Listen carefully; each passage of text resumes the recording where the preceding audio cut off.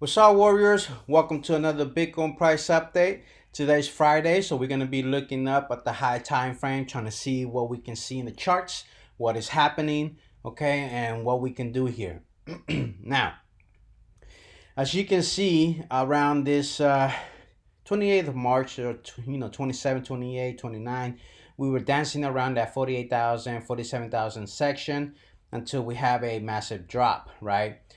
This drop was around, let's see, around 11% or so to the downside, okay? So, from the bottom, we did have this massive move to the upside, and we did start taking some of the highs, right? And that was over here. As you can see, we took out this high, we took out this high, and then we tried to take this high, but we were not able to do it, okay? So from there, unfortunately, we came back down into this level again, okay? So that's actually more bearish now. If we cannot take out these highs, then we're coming back down, right? So, okay, that's that one. From there, if we take the Fibonacci level, okay, we can do it from, let's say, here to here and see what we can see. All right. So let me just zoom in real fast. Okay, as you can see, right now from this bottom to this top, we're dancing around this Fibonacci level, okay, which is around that 42,900 section, okay. If we lose this level, okay, we could actually dance around and then try to come back up and then move to the upside, right? But if we do lose it with some volume, most likely the next levels are around that 39,700 to 39,000 area, okay? So let's do a little bit more work here and see what we can find. Okay, let's do a volume profile, okay? And then let's see what we have here. Okay, to where we at now. All right. So for anybody that wants to move to the upside, right, that wants to be bullish and stuff like that, the first thing you need to understand something right now is that if before we can even think about moving to the 50,000 area, 52,000 area, like around here, you first need to break this point of control, okay? As you can see, we did try to come up here and we were not able to actually reclaim this level, and we end up getting rejected. Okay, now this point of control is for the full chart here. Okay, as you can see, this is from like when we were around that 20,000 or so and started moving to the upside. Okay, so it's a very, very strong level. Okay, if we cannot reclaim this level, we are not moving to the 50 to 52,000 area. Okay, and as you can see right now, we're actually below that. We end up getting rejected, right, and started moving back down, and that's around a 11% to the downside. Okay, now from there we can do let's see here. Okay, so now we found that this section here is major resistance. Okay, so from, let's say, oh, actually let me take out this magnifying thing here. All right, so from around that 47,200 or so to the 48,500, let's, around that level, right? That's major resistance. Before we can even think about moving to the 50s or so, we need to first break this level, okay? From there, if we cannot hold this level right now, where this Fibonacci level, then we are looking like we're coming back down here. And as you can see, I can see a small little support right here, okay, but it doesn't seem very powerful. There's really nothing there that can really hold it. There is just this support level, but it's not super strong, right? It's not like it's massive level. From there, you do have this section here where the Fibonacci is, okay. As you can see, this is a little bit more strong support, right? And the reason for that is, as you can see, we were dancing around here for a while in this range, right? And then now you also have this Fibonacci levels here, and then you have the support level here. So that's two confluences where you could have a bounce to the upside from here. So as an example, let's say that we do come down, right? We break this little support here, we dance around here for a while, and then we can either do like a liquidity grab where you can have a wick to the downside and then close above and then try to move up again and try to have another test at these levels. Okay, now if we cannot hold this section again, then the next level after that is going to be around this 47,000, as you can see right here. Okay, but if we cannot break, if we cannot hold this, most likely we're going to be coming down to around that 34,500 to 35,000 section.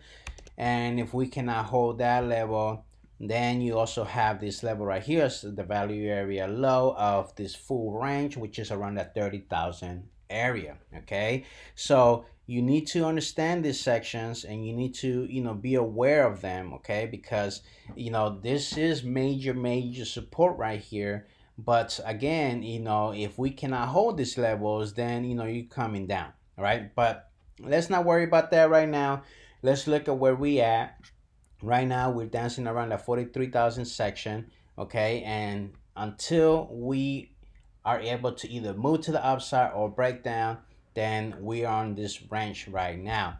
So as an example, if you move to the 1 hour level, right, then you're dancing right here. Okay, which is from that 40. Well, no, actually we're right here. Let me zoom in a little more.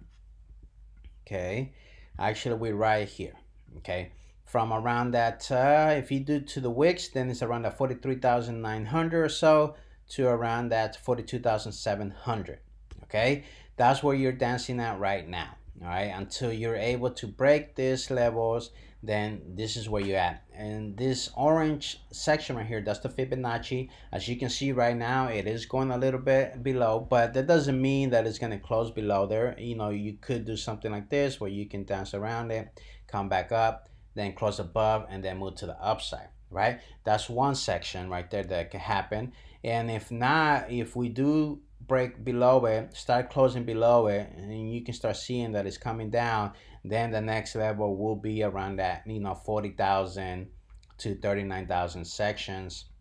Okay, as you can see, we did put this little support here, but it's not that strong, right? That's what I'm trying to make sure that you understand. There's really no other levels there, so it's not really like this strong level of support. It's not. It's just really weak, so you need to be super careful, pre-longing on longs there, because you could have a massive, let's say an example, you put a limit order here to go long, then you come down and you just bam, breaks down. Well, now you're at a loss, right? This is why you should put alerts. You can start checking and seeing, okay, what's happening? Is this being strong? Is it holding? Is it not? Because then you can make a more educated decision. You can start looking at the volume, start looking at point of controls, delta, all this good stuff, and really figure out, are you having a bounce from there or not, right? But to me personally, if we start breaking down here, of course we can always bounce back up and just go to the moon, right? That's just Bitcoin. Bitcoin can do whatever it wants. But if we start closing below this Fibonacci level, I have a feeling that we might actually come down to at least this Fibonacci's here around that 39,000 to 40,000 section, and see what's going to happen there. That reaction is going to tell us, are we moving to the upside? Are we moving more to the downside? Right? And then really figure out, because as you can see, there's a lot of support around here. Okay, we were here on the range for a while. You have Fibonacci levels there, so there is support there. Okay, this is why we can probably see a nice bounce from here, and hopefully try to come back up and do another retest at the 48,000 where the point of control is, and then see if we can probably break that this time and then move to the 50 to 52,000 levels. Now, that's kind of like the bearish scenario that I'm showing you guys right there. Let's look at a little bit more of a bullish scenario. Okay, so for the bullish scenario, what I can see, excuse me, let me just fix this chart for you guys here. Okay, for the bullish scenario is, first of all, we need to actually reclaim this level here and close above it, okay, with strong volume start moving up. Okay, if we can do that and then hit this level here and reclaim this point of control with candles closing above and then volume showing, then we can break through it and start seeing the 52,000 to 50,000 area. Okay, and then from there, of course, we have the other section, which is around this value area high, around that for 54,500. Okay, and then you also have these sections around here. As you can see, we have this massive area, which is around the 58,000 to 60,000 area, right? But again, we're not there. Okay, just like we're not at the bottom. Okay, we're not here and we're not here, right? So you need to trade where you at right now, and where you at right now is around this 43,000 section. Okay, until we actually get a clear direction of either moving to the upside with volume or moving to the downside with volume. Right now we're on this range. Okay, and you trade the range until it breaks. Okay, you always need to have your stop losses in place. That's rule number one. Always protect your capital. Why? Because let's say an example, you start seeing that we're going up from here, you take a long, right? Boom, and then it just dumps. Bam. If you did not protect your capital and put a stop loss there, you will lose money and you're going to be either liquidated or you're going to be in a massive loss until hopefully it comes back up. And let's say an example that it doesn't come back up and then continues dumping, and then we go down from there, and then now you're either liquidated, if you have high leverage, or you're going to be in a huge loss paying fees if you're using, if you're borrowing money from the exchanges and hoping that it comes back up. What about if it doesn't come back up for a year, 2 years, 3 years? You don't know, right? So this is why you always should have, protect your money, stop losses in place, and always protect your money. It's better to lose 1 to 2% of your, trade and be able to have that money back and be able to make it back on other trades than to hope for the best and then you're at huge loss of 10, 20, 30 or more percentage, right? And the more percentage you lose on your trades is the harder it is to get that back,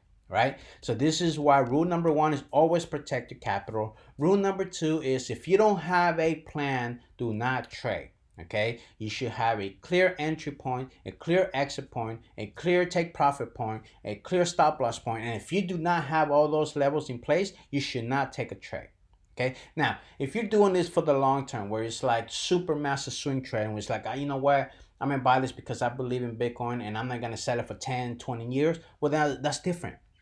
You can buy it anytime now and then just hold it, and then it doesn't matter if it goes to zero. You're waiting for the long term anyways, right? So even then, I feel like you should always protect your funds, because if you didn't buy Bitcoin around $100 to $1,000, well, and you buy it, let's say at 43,000 and it dumps to 20,000, 10,000, well, you're a massive loss. It's not like you bought this in the beginning, right? If you would have bought this at the beginning, who cares? It can go to 50,000, come back down to 10,000. What does it matter? You're still in profits. But when you are buying at a super high price and then it starts dumping down, you're going to see your portfolio at a 20, 30, 40, 50% down. That's hard, man. And, personally to me, I do not like doing it that way, okay? I will have a clear invalidation point where I can say, hey, you know what? This is going down. I don't want to keep losing money, because why? Well, let's say an example, you buy a 43,000, you see that it's going down, you can get out. Let's say you lost a couple $1,000, but then it continues going down to 30,000. Well, you can always get back in there, right? With that money that you have there, and then write it back up, and then now you even have more profits, right? And you got back that 1 to 2%. But if you lose, half of your account, well, that's a hard thing to do, right? And with Bitcoin and crypto, you can do that really fast, right? So this is, remember, rule number one: always protect capital. Rule number two: if you don't have a trading plan, do not trade.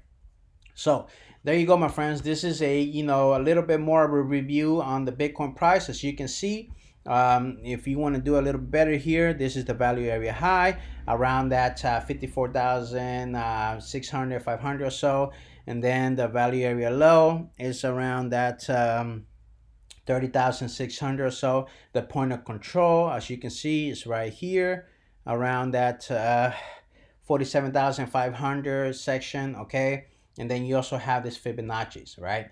if we lose this level, yes, please understand that if we lose this level and we start closing below, I can see us coming back down to around that 39,000 to 40,000 section and see what the reaction is telling us there. Is it moving back down? Actually, let me put an alert here.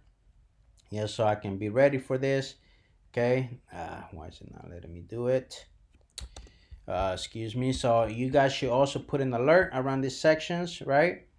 Let me put it at 40,000 or so. Bam. So I can start monitoring this. As soon as I get this alert, I can start checking it out and seeing what is happening here. This alert here, I had it from a long time ago. Let me remove that. Okay, yes, bam. All right.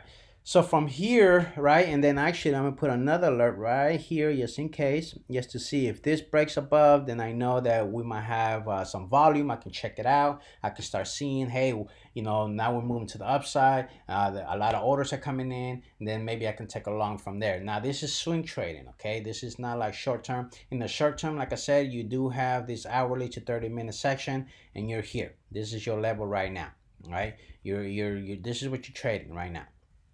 Okay, so when you go to the down, you're looking for longs. When you go to the top, you're looking for shorts, and you keep trading this until the range breaks. Once the range breaks, then you look for new levels.